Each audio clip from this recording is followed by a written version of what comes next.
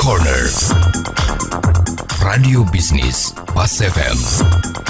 Halo Mitra Bisnis, Nena Amelia kembali hadir menjawab pertanyaan Anda yang sudah dikirim ke redaksi pasfm.com untuk Tax Corner.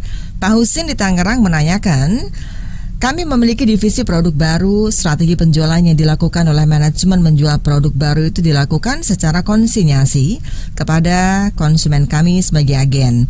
Yang mau kami tanyakan, apakah saat pengiriman produk baru secara konsinyasi kepada customer dibuatkan faktur pajak atau faktur pajak baru diterbitkan setelah barang laku terjual oleh konsumen kami yakni agen kepada pelanggan atau customer kami?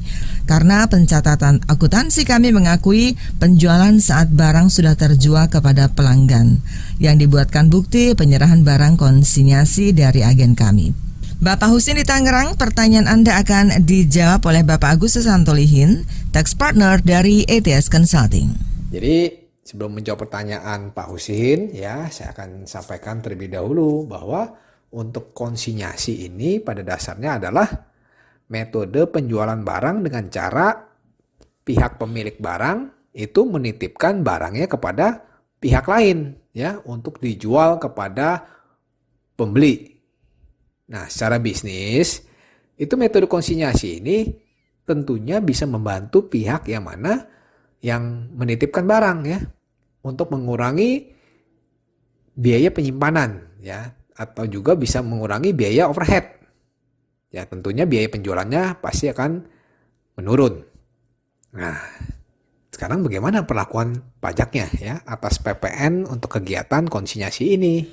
Nah, kalau kita lihat aspek PPN, ya, pajak pertambahan nilai untuk penyerahan konsinyasi, kita perlu ketahui di sini ada dua pihak yang terlibat nih, ya. Pertama konsinyor, ya.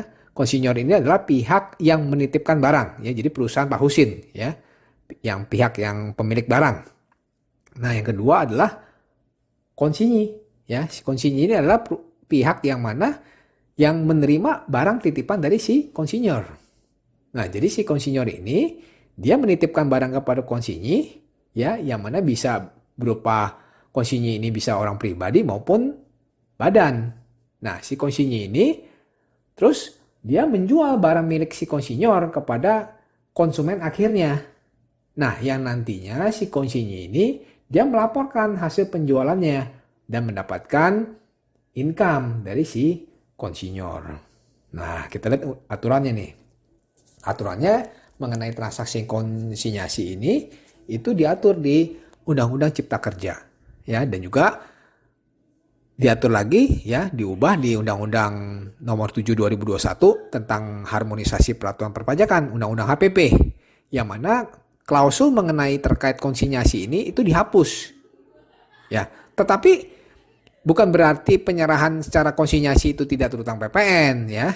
Jadi untuk transaksi konsinyasi ini, ya, itu kan diatur lagi di aturannya teknisnya di PP 44 tahun 2022, ya, terkait joklaknya Undang-Undang PPN. Di situ dijelaskan bahwa untuk transaksi metode penjualan secara konsinyasi, ya, itu ada mengalami perbedaan, ya, perlakuannya dengan Undang-Undang PPN sebelumnya. Nah, kalau kita di Undang-Undang PPN sebelumnya, di Undang-Undang Nomor 42 tahun 2009, itu disebutkan bahwa untuk konsinyasi itu merupakan penyerahan yang terutang PPN. Ya, kalau kita lihat di aturannya, di sini pada saat si konsinyor, ya, dia melakukan transaksi penyerahan barang aja kepada si konsinyi, itu ada kewajiban memungut PPN.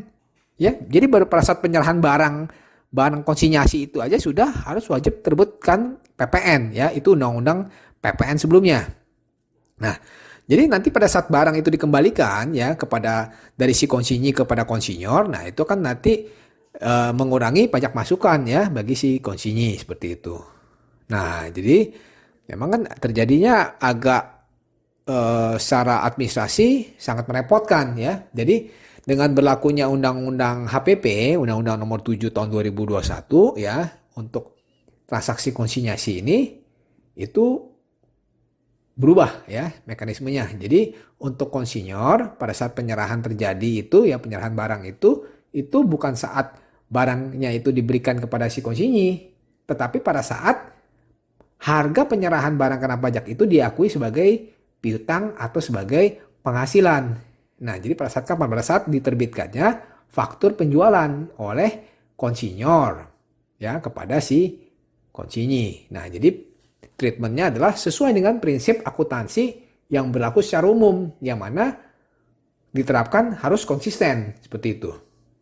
Nah, bagi konsinyi ya itu terdapat beberapa kondisi ya untuk menentukan saat terutang PPN.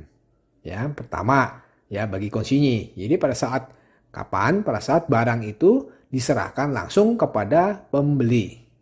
Ya. Jadi pada saat transaksi penjualan. Nah, yang kedua, misalkan pada saat transaksi pemakaian sendiri atau pemberian cuma-cuma. Atau juga misalkan transaksi penyerahan dari kantor pusat ke kantor cabang atau sebaliknya ya. Atau juga transaksi penyerahan antar cabang seperti itu. Nah, selanjutnya itu pada saat barang itu diserahkan kepada perusahaan jasa angkut.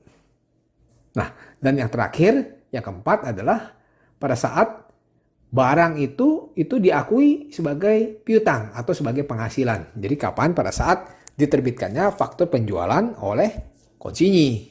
Nah, seperti itu. Kita lihat di PP nomor 44 tahun 2022. Nah, jadi bisa saya simpulkan saat terutang PPN untuk transaksi konsinyasi ini kapan ya? Jadi pada saat barang milik konsinyor ini itu diserahkan kepada konsumen akhir. Ya. Jadi dalam hal ini penerbitan faktur pajaknya itu oleh perusahaan Pak Husin ya, itu saat barang itu sudah laku terjual ya oleh customer perusahaan Bapak kepada pelanggannya seperti itu. Jadi sudah benar ya pencatatan Pak Husin ya. Jadi sehingga atas penyerahan untuk transaksi penyerahan barang kena pajak pada saat dari perusahaan Pak Husin ya kepada customer Bapak itu pada saat penyerahan awal itu sudah tidak lagi terutang PPN seperti itu. Oke, demikian saya Agus Susanto Lihin. Semoga bermanfaat untuk Pak Husin dan pendengar Pas FM. Demikian Agus Susanto Lihin, Tax Partner ATS Consulting dalam Tax Corner Radio Bisnis Pas FM. Jika Anda memiliki pertanyaan seputar pajak, email ke redaksi@pasfm.com.